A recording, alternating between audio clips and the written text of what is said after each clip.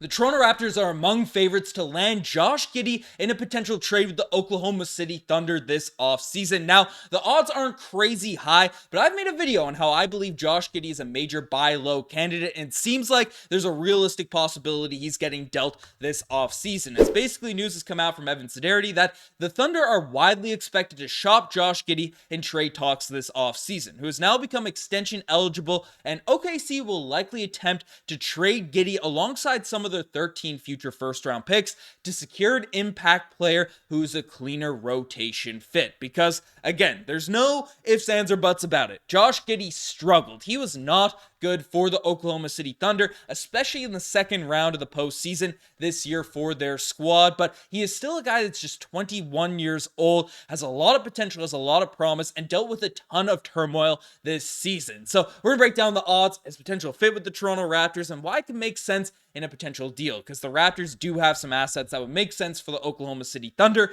moving forward. But what are the odds? What are the probabilities? How are we among the favorites? Now, the overall percentages aren't great, and there's a few teams listed in this, so it's by no means a guarantee the Raptors are front runners to land Giddey, but we are among the teams that could potentially get him. As essentially the odds have been revealing that the Toronto Raptors currently have 16-1 odds to land Josh Giddey if he's traded away from the Oklahoma City Thunder. Obviously, behind a ton of teams there, you can see it: the Utah Jazz, the Wizards, the Sixers, the Spurs, the Suns, the Cavs, and the Hawks. So, not a guarantee by any stretch of the imagination. But if we make this something a bit more readable in terms of people that aren't in sports booking headspace as I am, essentially what this implied probability is that there's a 6% chance that Josh Giddey's traded, he's going to go to the Toronto Raptors, which is not nothing. It's not a guaranteed sort of write-off of there's no world this happens. And we've seen Masai Ujiri make deals, make moves that would be in a similar vein to this potential Josh Giddey trade. And he's a guy that I know it's certainly debatable. I know Raptors fans kind of back and forth in terms of what their opinions on him in previous videos I've made, but he's a guy that I think makes a ton of sense to fit alongside Scottie Barnes and this young Toronto Raptors group. Because if we're looking at his stats and what he's able to provide, he's a really, really solid young prospect. Even in a down season with a ton of turmoil, he averaged 12 points per game this year, 6 rebounds, 5 assists, shot 47% from the field, and for everyone calling him a horrific three-point shooter, shot 34% from behind the three-point line. Again, made 37% of his corner threes, got him assist upon and all that sort of stuff. 30% of his shots were from behind the arc, so he's by no means a complete trash three-point shooter. A lot of his shots are a little bit open because that's a strategy you have to sort of give up them some things when you're playing a team that has Shai Gilgeous-Alexander. But he's 6'8", he's only 21 years old, and the season prior, before he dealt with a ton of off-the-court stuff that he was messing with, during the course of the season,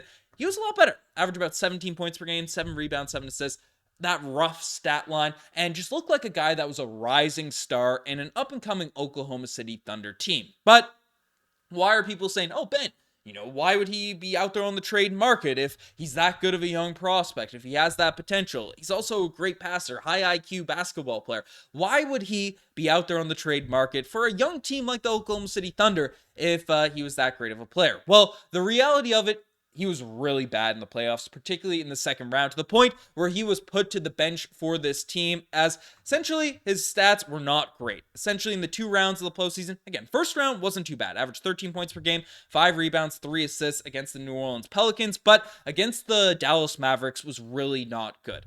12 minutes per game, that's how much his minutes ended up getting regressed, over halved, for his minutes there. Averaged 6 points per game, 3 rebounds, and 1.3 assists. And you can see the percentages. Shot 18% from behind the three-point line. Still 43% from the field, but they were completely laying off him. They were just letting him shoot from out there behind the three-point line. And that's just not a great look. And not good for an Oklahoma City Thunder team that, yes, they're young. Yes, they have all the time in the world to develop. But OKC themselves know that these timelines, these young core groups that are in these championship contention windows, they can flee quickly. And basically they trade away James Harden previously, and that shortened their window and things like that. And basically they don't want to have a young star around Shai Gilgeous-Alexander, Chet Holmgren, all of their first round picks that isn't going to be able to execute during the playoffs. So even with how bright, how wide their window might be looking, they might view Josh Giddey and say, hey,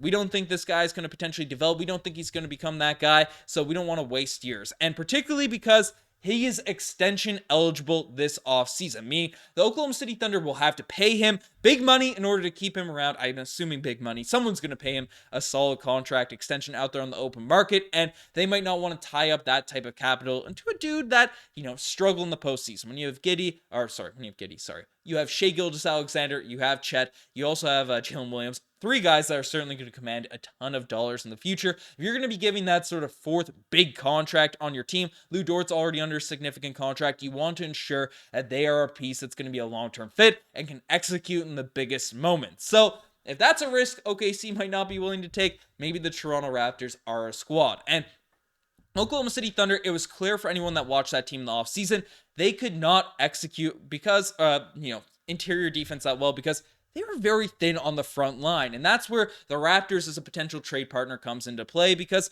we have a center that could be a good fit for the Oklahoma City Thunder, and that's Jakob Poeltl, who averaged 11 points per game, 9 rebounds, 3 assists, 1.5 blocks per night, is a really solid defender. He's only 28 years old himself, so is not completely out of OKC's sort of timeline in terms of the players that they have over there. He's a good role man. He has a solid value over replacement player, close to 1. I mean, Jakob Poeltl is just a solid, just consistent starting center out there in the NBA. And the big question, the big issue with Jakob Poeltl is, can you play him down the stretch of games? Because he can't really shoot threes. He's not that sort of guy that you can really rely upon in terms of knocking down clutch free throws, but they can close games with Chet Holmgren playing the 5, but they need someone to bruise it up. They need someone to beat it down low for the course of, 82 games over a regular season. So Chet Holmgren isn't risking injury, isn't having to bang with all of the Embiids, the Jokic's of the world in the NBA, and risk sort of plain injury. Chet Holmgren's better apt as a help side defender to block a ton of shots on the weak side, be mobile,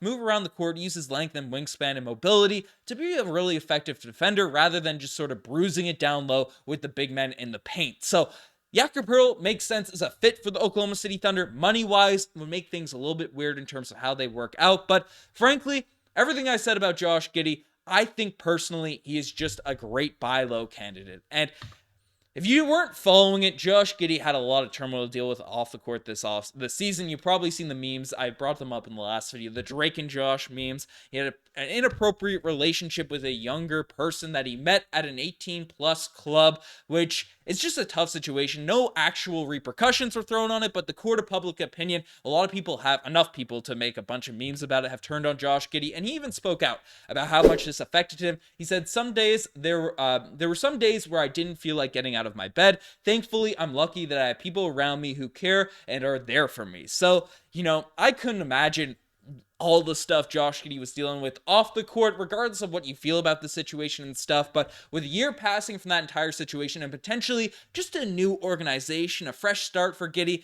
I think he could get back to that star level caliber player that we sort of projected, during his first couple seasons with the Oklahoma City Thunder, and him being just 21 years old, fitting around the RJ Barrett, Scottie Barnes, Immanuel Quickley timeline, him running as like a small ball 4, Scottie at the small ball 4, Josh Giddey as a 3. Those are 4 players that are really high IQ players that can facilitate, can shoot in theory, and can just play really strong basketball around each other. Now, the defense is a question mark. The shooting development is a question mark with Josh Giddey. But frankly, I'm a guy that's a believer. If we just had to give up Jakob Poeltl and not too many other assets, that is a risk certainly worth taking for the Toronto Raptors. But let me know what you guys think about a potential Josh Giddey trade in the comment section down below. Again, the probability isn't crazy high, but I still like this as a potential acquisition for the Toronto Raptors. You guys are the best to make this far. Subscribe to the channel if you guys haven't already. I'm signing out.